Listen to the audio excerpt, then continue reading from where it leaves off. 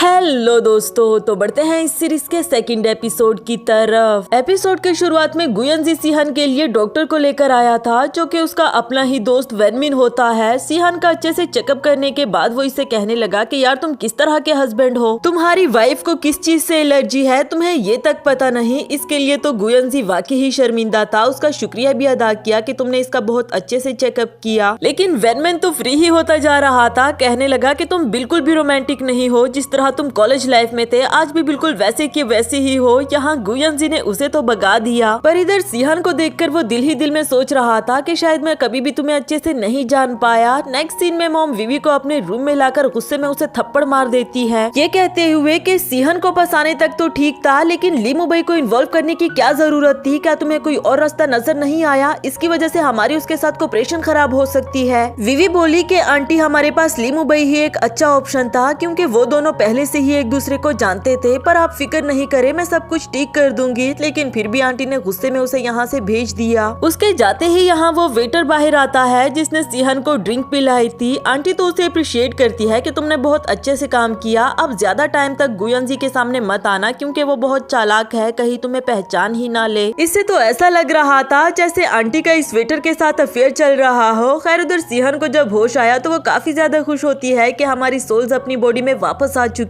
चलो अब हम जल्दी से सिविल अफेयर ऑफिस चले, ताकि इस डाइवोर्स वाले मामले को जल्दी से खत्म कर दें। हाँ, लेकिन इससे पहले तुम्हें मुझे ये पेंडेंट वापस देना होगा। गुयनजी उसे गुस्सा हो गया कि मुझे डाइवोर्स देने की तुम्हें इतनी ज्यादा जल्दी है, या फिर डाइवोर्स के बाद तुम उस लीमू भाई से शादी करना चाहती हो? सिहान बोली कि देखो, हमने शादी दादी माँ की हेल्थ की वजह से की थी, अब तो दादी माँ भी नहीं रही और 3 साल भी पूरे होने को हैं। तुमसे शादी के लिए मैं इसलिए राजी हुई क्योंकि हर लड़की चाहती है कि उसे लग्जरी लाइफ मिले। मैंने भी इस लाइफ को इसलिए ही चूज किया, पर अब जब लिमिट खत्म हो गई तो इसमें मैं क्या कर सकती हूँ? गुयनजी को गुस्सा आ रहा था, वो उसका हाथ पकड़कर उसे बेड पर लिटा देता है और खुद उसके ऊपर आते हुए कहने लगा कि 3 साल पूरे होने में अभी भी 2 महीने बाकी हैं, इसलिए जब तक 3 साल पूरे ना हो जाए ये डाइवोर्स नहीं हो सकती। अभी भी हम दोनों लीगल कपल है। सिहान ने उसे अपने ऊपर से हटने के लिए कहा और अच्छे से समझाया कि हम दोनों लीगल कपल नहीं बल्कि कॉन्ट्रेक्चुअल कपल है, और वैसे भी तुम विवी को पसंद करते हो, इसलिए मेरे साथ तुम्हें अपनी बॉडी स्किल्स दिखाने की जरूरत नहीं। जिस पर गुयनजी भी उसे बेशर्म कहकर वहाँ से चला गया।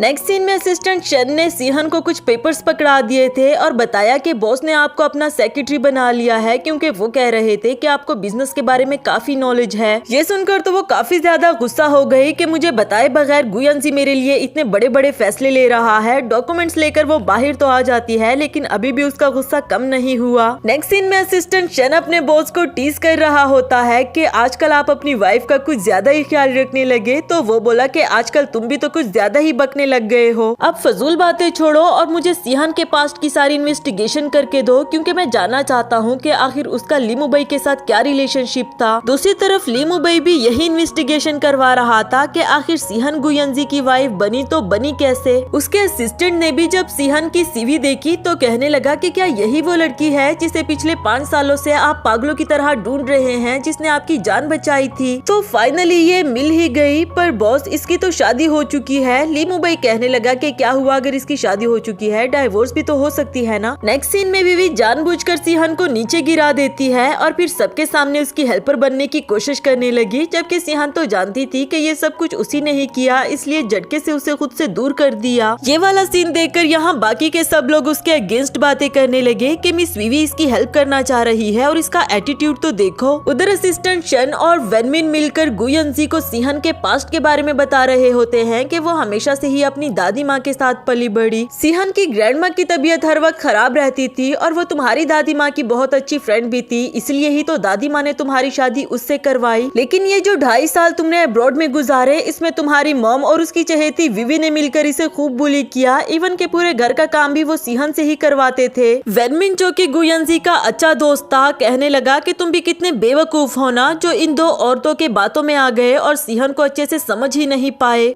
नेक्स्ट सीन में आंटी एक बड़े प्रोजेक्ट की बात कर रही थी तो विवी कहने लगी कि आंटी अगर मैं ये प्रोजेक्ट विन कर लूं तो यकीनन गुयनजी मुझसे इम्प्रेस हो जाएगा, आप प्लीज इसमें मेरी हेल्प करें ना। आंटी बोली कि तुम हमेशा से ही किसी लड़की से ज्वेलरी डिजाइन बनवाती थी ना, तो आज भी उसी से बनवा लो। इधर विवी सोचने लगी कि अब आपको कैसे बताऊं कि वो लड़की कोई और नहीं बल्कि सीहन है, जिससे मैं अननोन पर्सन बनकर बात करती थी। लेकिन आइडिया तो अच्छा ही है आंटी का, इस बार भी मैं ये डिजाइन उसी से बनवा लेती हूँ। लेकिन नेक्स्ट सीन में जब उसने सीहन को मैसेज करके पूछा तो उसने साफ साफ इनकार कर दिया, क्योंकि पहले तो उसे पैसों की जरूरत थी लेकिन मजीद अब वो अपने डिजाइन को नहीं बेचना चाहती। साथ ही गुयनजी ने उसे अपने ऑफिस में बुला लिया, अपने इस प्रोजेक्ट के बारे में बताया और कहा कि मैं चाहता हूँ तुम भी इस प्रोजेक्ट में पार्टिसिपेट करो और अपने आप को एक स्पेशल डिजाइनर का नाम दो। पहले तो सीहन को सुनकर यकीन ही नहीं आ रहा था कि क्या मैं भी इस प्रोजेक्ट में पार्टिसिपेट कर सकती हूँ। फिर जल्दी से खुशी खुशी जाकर नए डिजाइन बनाने लगी। उधर विवी ने जब सीहन का मैसेज देखा तो उसे काफी ज्यादा गुस्सा आ गया कि एंड टाइम पर इस लड़की ने मेरा साथ छोड़ दिया। लेकिन कोई बात नहीं, अगर घी सीधी उंगली से नहीं निकलता तो मुझे भी उंगली टेढ़ी करनी पड़ेगी। ये कहने के बाद वो जाती है असिस्टेंट शन के पास, पूछने लगी कि क्या कर रहे हो। तो वो बोला कि सेक्रेटरी सीहन अपने डिजाइन सेंड करने वाली है, बस उसी का ही वेट कर रहा था, आपको कोई काम था क्या। साथ ही उसे वेनमिन की कॉल रिसीव हुई कि गुयनजी ड्रंक हो चुका है, तुम जल्दी से उसे पिक करने के लिए आ जाओ। जो सुनकर शन तो वहाँ से चला गया, लेकिन विवी के दिमाग में अभी भी सीहन के वो स्केचेस ही घूम रहे थे। यकीनन वो कुछ न कुछ गड़बड़ तो जरूर करेगी। नेक्स्ट सीन मीटिंग का दिखाया गया, जहाँ सभी पार्टिसिपेंट्स के डिजाइन को दिखाया जा रहा था। असिस्टेंट शन विवी के डिजाइन को काफी ज्यादा अप्रिशिएट करता है कि ये हमेशा की तरह नंबर 1 पर जा रही है। विवी बोली कि मैंने तो अपनी तरफ से पूरी कोशिश की, लेकिन उम्मीद है कि मिस्टर गुयनजी खामा में किसी को फेवर नहीं करेंगे, बाकी के सब एम्प्लॉइज भी यही चाहते हैं। आफ्टर दैट सीहन उठकर अपने डिजाइन को एक्सप्लेन कर रही थी, जिसका नंबर 01 था। इधर एम्प्लॉइज उसके बारे में बातें करने लग जाते हैं और शन भी उससे कहने लगा कि कहीं आपसे गलती तो नहीं हो गई, क्योंकि आपके स्केच का नंबर तो 04 है। सीहन बोली कि क्या बात कर रहे हो, मैंने जो स्केच तुम्हें सेंड किया था वो 01 वाला था, क्या मैं अपने डिजाइन को नहीं पहचानूंगी। गुयनजी बोला कि सीहन तुम्हारा भेजा हुआ स्केच मेरे और शन के बीच में ही था, इसलिए मिस्टेक के तो कोई चांसेस ही नहीं हो सकते।